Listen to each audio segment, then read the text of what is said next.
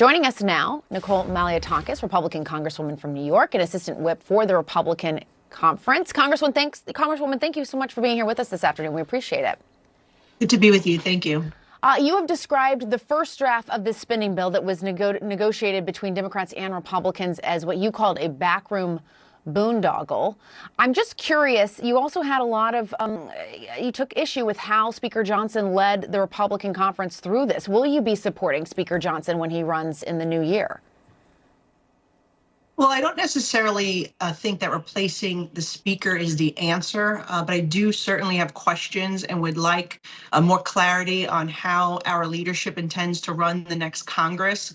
I was very disappointed that this backroom deal was made with a handshake without notifying the members of the conference and getting our input to make that type of bipartisan deal with Hakeem Jeffries and Chuck Schumer without our buy-in, I think is problematic. And I'm a member of the Problem Solvers Caucus who works in a bipartisan way. It's not about being bipartisan. It's about making sure that your caucus, your conference knows what is going on, because we are duly elected representatives. We have constituencies. We are not rubber stamps. And so I was disappointed with how that had played out, and also with the lack of communication from the leadership to the membership this entire week. It's problematic. We need to run things better and tighter next year.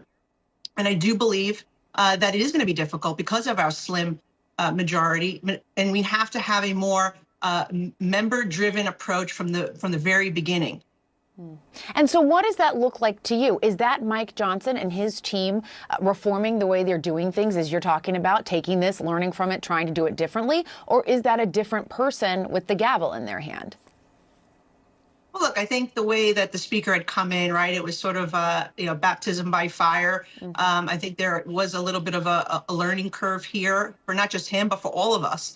And I think that my takeaways are that we need a better communication between leadership and membership. We need more member-driven process from the beginning. We need our leadership to talk to us about what are our legislative priorities and how can we achieve those throughout the year. So you don't have a bunch of members trying to cram a bunch of bills into this one CR, which was really supposed to be just to fund the government, not something to carry all sorts of other legislative items. I mean, the membership has made clear we want single subject bills. But if it's going to be just an end of year package where we have the option to cram all this stuff in, you have members jockeying for that. And I don't think that was beneficial at this time, and kind of what muddied the waters. But if we have, let's say we share our top 3 legislative priorities, they're not controversial, don't cost money. There are other avenues where we can be able to take these bills up earlier in the year, because we're going to have to focus on some major big ticket items next year.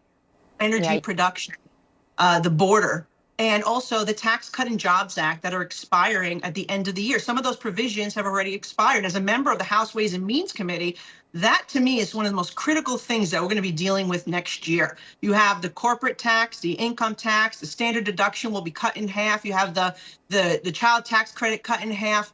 If we don't address it, the alternative minimum tax will return, hurting middle class communities like the one I represent in Staten Island and Brooklyn. So there's so much at stake with just the tax code that we're going to have to deal with, that we're going to have to work together early on and know where people stand on these different issues, so we can build consensus and get a reconciliation through. Yeah, and I want to talk about some of those priorities in just a second, but you will be supporting Speaker Johnson on January 3rd? Look, I'm taking this day at a time here. I do have some questions. I think as a member, I deserve to have an opportunity to have my thoughts heard before January 3rd. But like I said, I don't necessarily think that replacing the speaker is the answer here. We had a hard enough time getting to 218 after Kevin McCarthy left, and I'm not sure that there's somebody else who can get that number.